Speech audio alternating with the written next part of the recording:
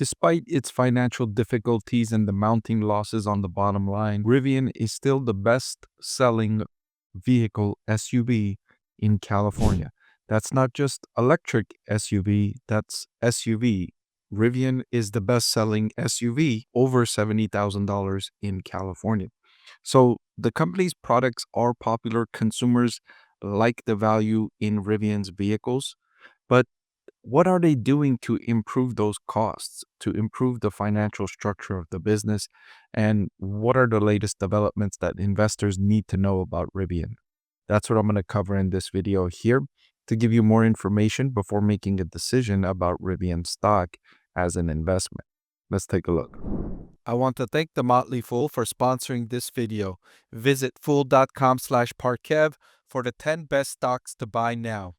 So one of the ways Rivian is trying to improve operations is by eliminating parts or consolidating parts, which is key for them delivering that R2 with a healthy gross profit margin positive.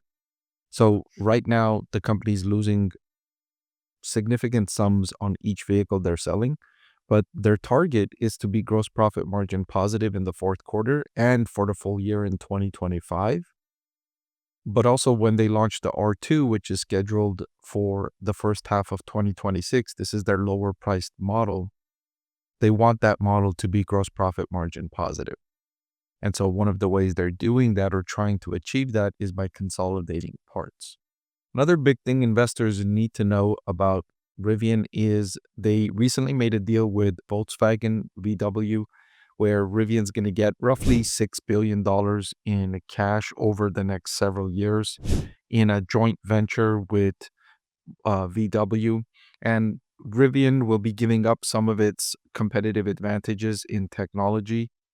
Rivian will get back from VW some strategic advantages in sharing costs to produce that technology.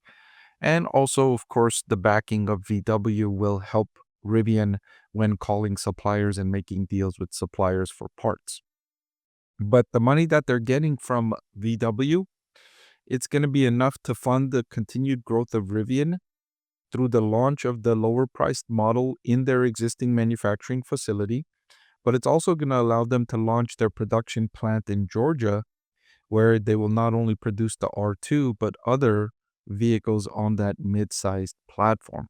And just to zoom out a little bit, their existing manufacturing facility, they have the capacity to produce over 200,000 units, and they're adding an expansion line there, which is going to, which might actually increase that capability closer to 250, maybe 300,000 units. I haven't seen the actual data on how many units this expansion will add to the existing facility capacity. But remember, they're only going to sell roughly 50,000 units in 2024, which is right about where they sold in 2023. So roughly zero growth for Rivian over the last couple of years. And 2025, it'll probably be around that level, if not lower, from what I'm hearing about them trying to sell higher priced units and focus more on gross profit rather than unit growth. So 2025, they might actually sell less than 50,000 units. And so they've already got capacity for over 200,000, but they're only at 50,000. I don't know if it's going to make sense for them to add that new manufacturing facility in Georgia. The thinking goes that when they launch this new lower priced model, the R2, demand is going to increase by so much that they're going to need more supply. That's what they thought initially when they launched the initial business, right? They thought that demand was going to be like this high. Turns out demand is like this high for their vehicles. And it's not just Rivian, it's the electric vehicle industry overall. The forecasts were like for this much in sales, and the reality is like this much in sales. And so these EV companies need to recalibrate their expectations. I don't know if it's even needed for that Georgia facility to come online. Hopefully it is, because if it is, that means they're, selling closer to 200 or 250,000 units, and there's growth in the business, and they can see orders coming in. There's a backlog, and consumer demand for those lower priced models is just about what they expected. But I would want the management team to be cautious here about that because the forecasts for EV sales have perpetually been way more than what actual demand is. So I would like their management team to be more cautious about the expansion. And as I mentioned at the top of the video, the Rivian R1S is the most popular SUV priced at over $70,000 in California. And so the brand is popular with consumers, um, but it's just the overall market is not growing at the level that is needed for Rivian to sustain itself on the bottom line. And during the third quarter, they produced 13,000 vehicles and delivered 10,000. That's the primary driver of the $874 million in revenue. Looks like about $87,000 per unit average selling price here. That's a rough, back of the envelope math there. There's a lot of other components that go into that. Demand for R1 vehicles was negatively impacted in the third quarter by the production disruption and challenging consumer backdrop. And this has been the story with electric vehicle companies for a few years now, challenging consumer backdrop. In other words, demand for electric vehicles not as high as these companies were hoping for. And I'm not just singling out Rivian. You can look at nearly every EV company and they will be telling you that demand is not where they thought it was going to be.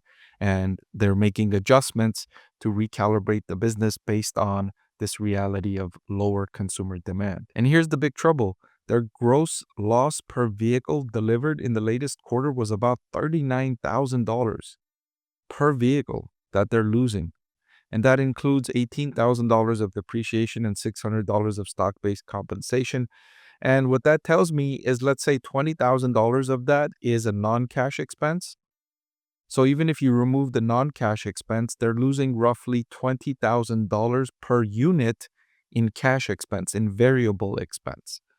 That's the biggest area that they need to make improvement on, at least get to a point where your contribution profit positive, which means that each vehicle that you're making, the amount of labor and parts that go into it is not more than the amount you're selling the car for. And so you're able to use the money that you make from each car that you sell to offset some of your other fixed costs like manufacturing plant maintenance and corporate headquarters and money for management and sales and marketing and finance and all of the other things that go into a business. That's not where they're at here, and they're far from it. So this is what investors need to know about Rivian. These are the latest developments.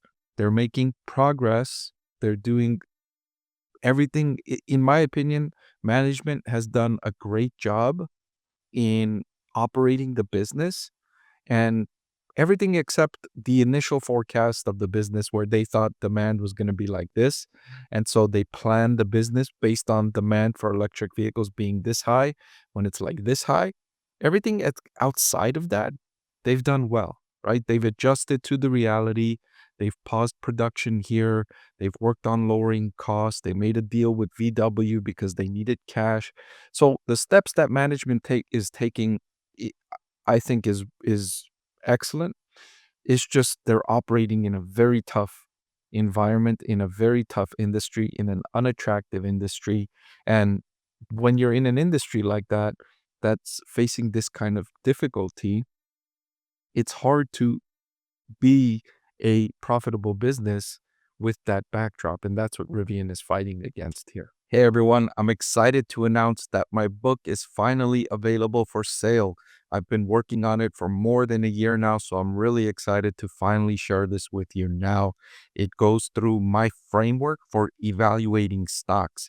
Some of you often ask why I like this stock or why I like the other stock, and this framework provides you the things that I look at when I'm evaluating stocks. I've added the link in the description below.